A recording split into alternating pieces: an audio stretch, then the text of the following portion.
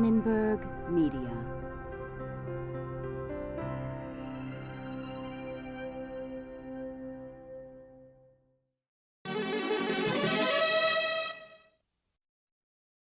Begin. Can tests really tell us how smart we are? How well adjusted we are? And what goes on in our subconscious minds?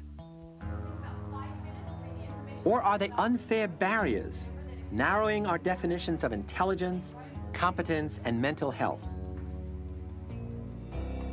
Testing and intelligence, this time on Discovering Psychology.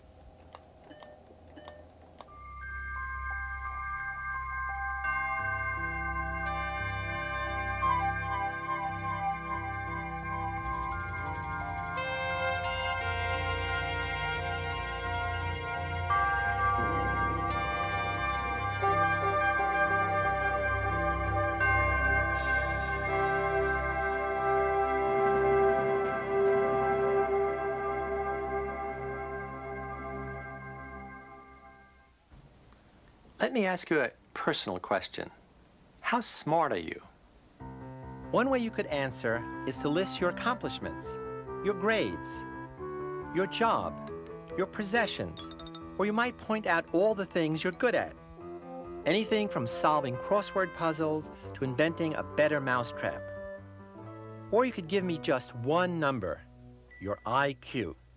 If you say your IQ is 100, you've told me that you're average in certain aspects of intelligence compared to most people. That means half the population for which the test was developed will have higher scores than yours, and half will have lower. But can the richness and complexity of intelligence really be reduced to a number? And why do psychologists spend so much time and effort trying to get this number and others like it? And perhaps most importantly, what effect can such numbers have on your life?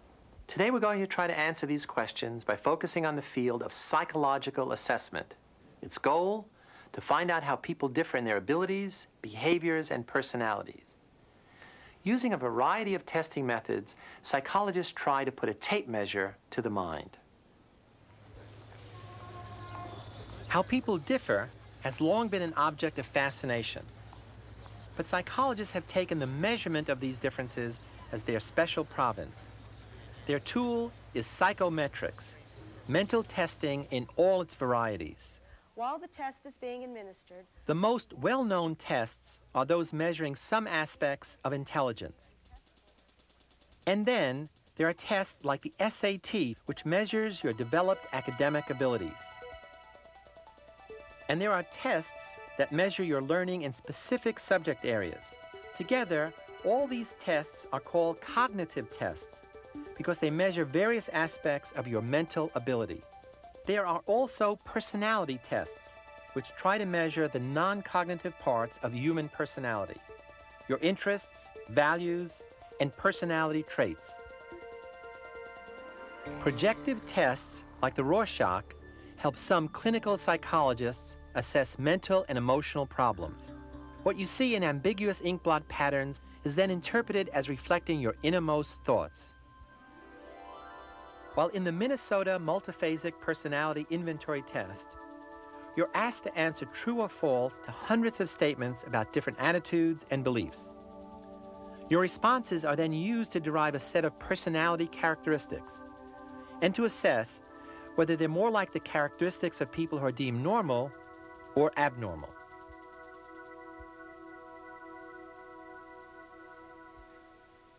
For all these tests, the bottom line is to gather a sample of responses conveniently and inexpensively, and then to use these responses to predict with a minimum of error an individual's future performance in some real-life situation. In fact, testing has become so convenient and inexpensive and so pervasive, it's hard to imagine a time when someone wasn't being tested. If we eliminate God's famous apple test of Adam and Eve's willpower, then the earliest recorded system of assessment was probably established by the emperors of ancient China. As early as 2200 BC, a civil service testing program was instituted for government officials. In modern times, Sir Francis Galton of England was one of the key figures in the development of mental measurements. At the turn of the century, Galton tried to demonstrate the hereditary basis of intelligence. His work triggered a long tradition of controversy over the relative contributions of heredity and environment to intelligence. The other great early figure in assessment was a Frenchman named Alfred Binet, who published the first workable intelligence test in 1905. Binet's test was devised to measure intellectual performance of school children so that teachers could classify and separate retarded children from normal ones. The test was meant to replace the teacher's more subjective and often biased evaluations. Binet believed that his test scores were only a practical estimate of current performance, not a measure of innate intelligence. He believed that test results should only be used to help identify those areas in which children needed special help. But the educators who administered his test rarely made these distinctions, as we'll see later. The key to Binet's approach was the quantification of a student's performance. First, a great number of children of various ages were tested, and an average score or norm was obtained for normal children in each age group. Then an individual child's performance was compared to the average score for his or her age. Test results were expressed in terms of mental age. When a child's score was average for a group of 5-year-olds, then the child was said to have a mental age of 5, regardless of his or her actual chronological age. Nowhere did Binet's test have a greater impact than in the United States. Millions of people were streaming in from Europe and Asia, and a vast public school system was emerging. How could the mental abilities of these newcomers be assessed? And there was also a flood of recruits enlisting in the Army during the First World War. They too had to be tested for intelligence and aptitude. Assessment was being seen as a way to bring order to a chaotic society. An inexpensive, democratic way of separating out those who could benefit from education or military training from those who were deemed incompetent. Eventually, there was a growing acceptance of the idea that intelligence tests could be used to differentiate people in terms of their leadership ability and other socially important characteristics. And there was also growing attention given to alleged intellectual differences according to race and ethnic background. Statistics were used to support bogus arguments that blacks were inferior, as well as immigrants, like my grandparents and perhaps yours. In 1916, Louis Terman of Stanford University adapted Binet's test for American school children. The new version was commonly known as the Stanford-Binet Intelligence Test. With it, Terman would provide the foundation for a new concept, the intelligence quotient, or IQ. This quotient, as it was measured then, was the ratio of mental age to chronological age, multiplied by 100 to eliminate decimals. Thus, a child with a chronological age of 8, whose test score equaled that of a 10-year-old, would have an IQ of 125.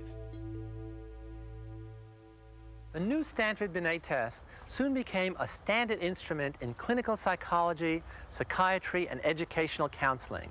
And more importantly, Terman and others came to believe, unlike Binet, that intelligence was an inequality, that it had a large hereditary component, and that so-called IQ tests could measure this inequality. The implicit message was that IQ characterizes something essential and unchanging about human nature, our inherited intelligence. The next milestone in intelligence testing was the work of this man, psychologist David Wechsler. In 1939, Wechsler designed a new test to solve a major problem of intelligence tests in general, their dependence on language, a problem for non-English speakers and small children. So he developed new nonverbal sections to go along with the verbal sections. In this example, test takers are asked to put these pictures in a logical sequence. Since the development of the original Wechsler intelligence scales in 1939, later revisions have become the most frequently used assessment tool in the country. More than 3 million people a year take it. Psychological testing has become a big business in America. There are thousands of psychologists whose main work revolves around using them. But how do we know if they do what they're supposed to do?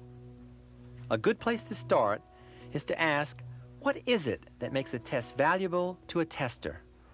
Here at Howard University, the late William Curtis Banks looked at potential misuse and racial bias in aptitude testing. A test, first and foremost, has to be valid. The test has to be able to be demonstrated to measure what it is that you're interested in. If it is intended to measure the ability of a young person to do well in college, then the test should yield a score which actually predicts how well the person does in college. If the test is intended to predict how well an individual can perform a job, let's say of a police lieutenant, then the test score should actually predict and should be consistent with the individual's ability to actually perform that job when he is in it. Secondly, the test needs to be reliable, because in order to be valid, it needs to measure whatever it is we're interested in the same way each time it's used. And three, we need to be careful in standardizing the test to make sure that the people that we use to establish its initial validity and reliability are the same people that we're going to use the test with to measure later on. So not only do the tests themselves have to be assessed, we also have to assess how they're used or misused. Alfred Binet's dream, which is still shared by many, was that psychological assessment would replace subjective biased evaluations with objective ones. In the United States, testing has been championed as a democratic tool to eliminate arbitrary and biased evaluations of people based on such irrelevant criteria as race, sex, nationality, social class, and physical appearance. But these lofty goals are often lost when test results become not the keys to the kingdom, but a passport to nowhere. There is no area of psychology more enmeshed in controversy than that of assessment. The way that competency tests have been used in a biased way in the past, and currently in some instances, is by using the results of them to tell us that certain people are not really capable of doing something when they actually are. The reason why the tests tell us that sometimes is because they have been developed in such a way as not to take full account of the different ways, in some instances, in which different people do the same job. Many educators also worry about the problem of teaching for tests instead of for basic knowledge. It's not that we're concerned if people are able to do well at the test. What we're concerned about is if they're able to do well at the test, but they're not able to do well at anything else. And if they're coached specifically for the test, regardless of whether we're talking about a test in the area of vocations or in the area of education, then we end up with a measure on the test that tells us not what we really want to know, and that is, can this person do something in the rest of the world outside of the test situation? Think about what happens when a test score begins to define a person. I'm a C student with 100 IQ, as if it's indelibly stamped on the forehead. Does that kind of labeling then become a self-fulfilling prophecy? Or can generally held beliefs about a person's gender, race, or age influence a person's performance? Psychologist Claude Steele of Stanford University studies the effect labeling and stereotypes can have on a person's ability to perform in a given situation. He calls this phenomenon stereotype threat. Stereotype threat, it is a situational threat. It's usually tied to the social aspects of the situation you're in, and it's just the sense that you could be judged in terms of some stereotype about an identity that you have, your racial identity, your age, your sex. We don't have to believe in a stereotype. Merely knowing that others could judge us because of our social identity is enough to distort our performance. One of the pivotal studies Steele conducted was testing women's performance when compared to men on standardized math exams. There is in our society a stereotype that women have a limited ability to perform especially difficult math. And so a woman taking a difficult standardized exam in math, when she experiences frustration, that stereotype becomes relevant as a possible interpretation of the frustration, both for her and for anybody who's going to see or interpret her performance. And that makes the experience of taking the test different for her than it does for a man in precisely the same situation. Hi, are you two here for the psych study? Our interest there was to see if you brought women and men who were both very skilled in math and very dedicated to being good at math into the laboratory and you gave them a very difficult math test, how would they perform? Our prediction was that the women would not perform as well as the men because they would be under stereotype threat. The men wouldn't be in this situation. And that's exactly what happened. Our prediction is that if you could turn the spotlight of stereotype threat off, their performance should go up to match that of equally skilled men in this situation. We take the threat out of the situation in a very simple, straightforward way.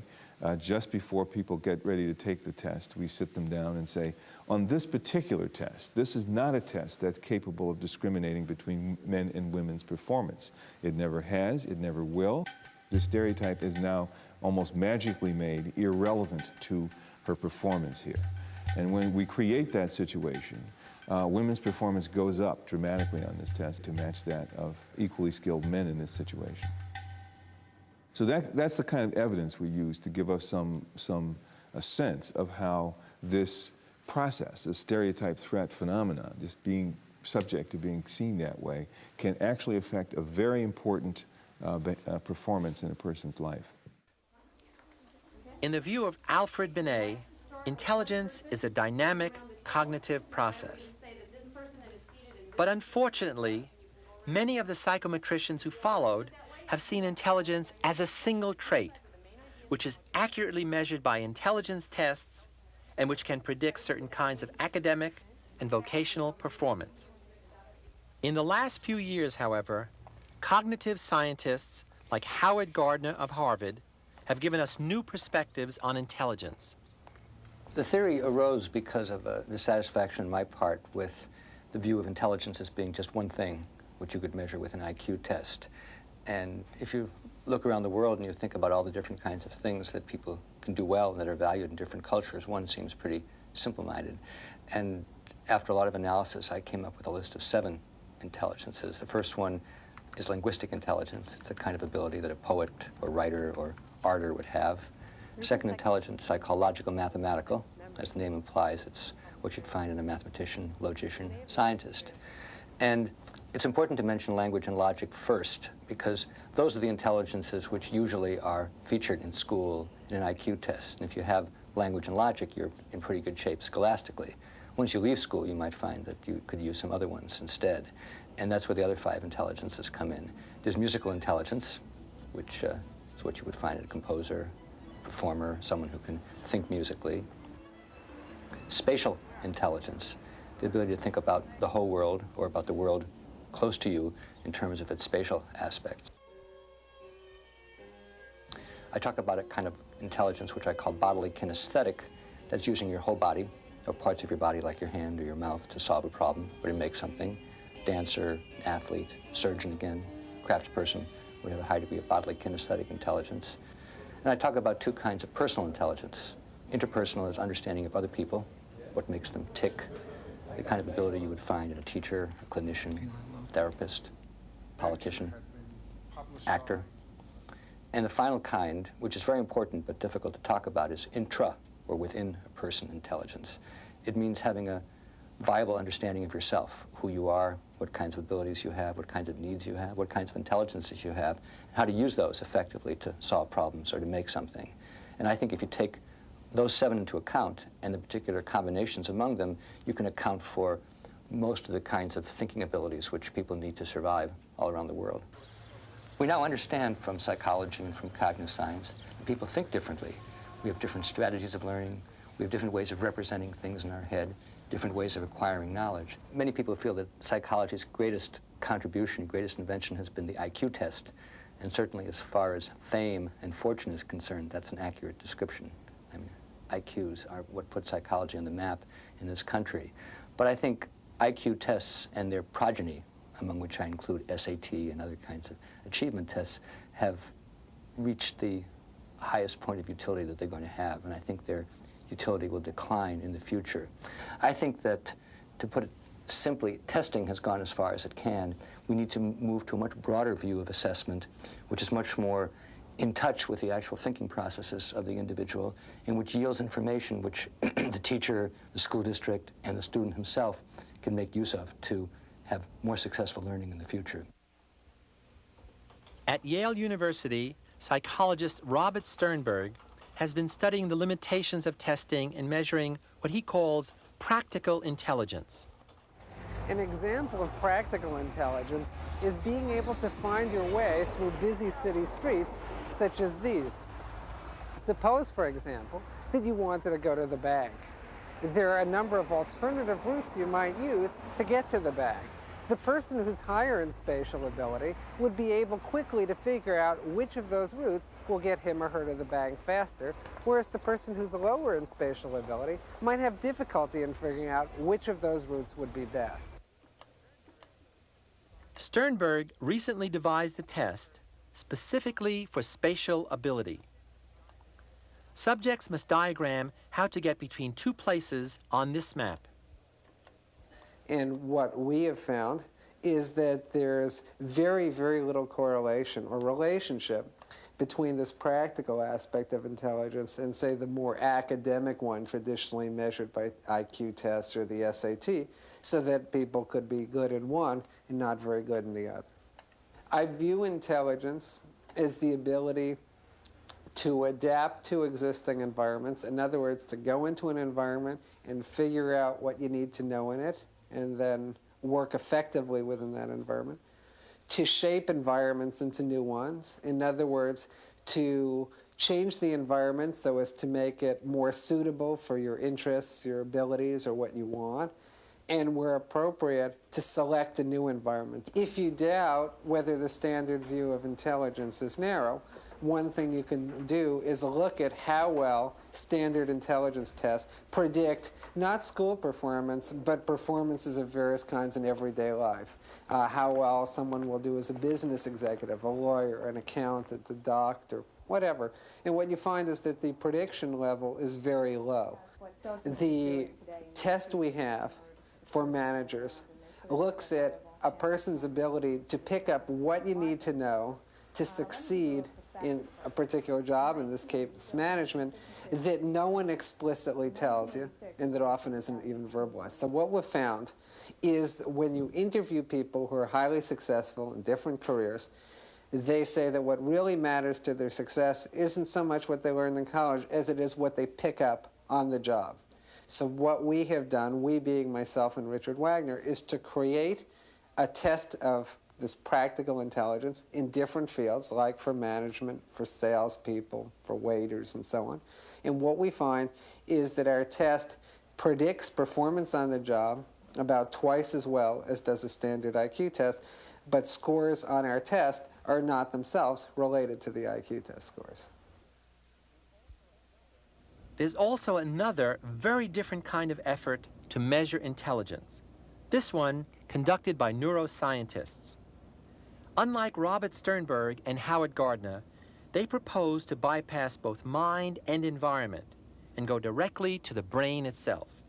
Using special recording equipment tuned to certain brainwave frequencies, researchers can measure the brain's response as it adjusts to interruptions by sudden stimuli. The EEG recording of certain brainwaves, called P300 waves, is particularly sensitive to these sudden interruptions. The theory is that the brain of a smarter person will have smaller P300 waves over time because it adjusts faster to the interruptions and absorbs new inputs more readily. But whether new biologically based measures of intelligence will prove valid or will create new problems by further limiting the definition of intelligence remains to be seen. Whatever the case, the controversies over what intelligence really is, how it should be assessed, and the relative contributions of heredity and environment are bound to continue. The only thing we know for sure is the existence of individual differences between us. In our next program, we'll look at the most profound differences of all, the ones between the sexes. Are males and females really different psychological creatures? Does anatomy determine behavioral destiny? Or does society shape the XY genes into masculinity and the XXs into femininity? It's nature versus nurture in the realm of the sexes. Next time, I'm Philip Zimbardo.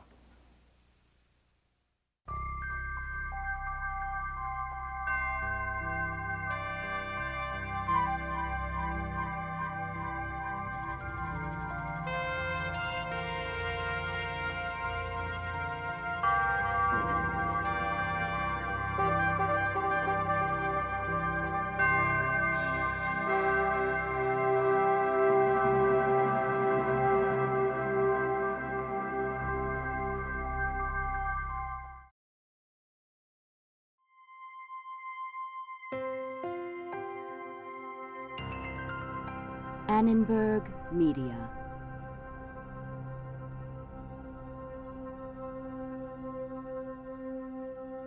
For information about this and other Annenberg Media programs, call 1-800-LEARNER and visit us at www.learner.org.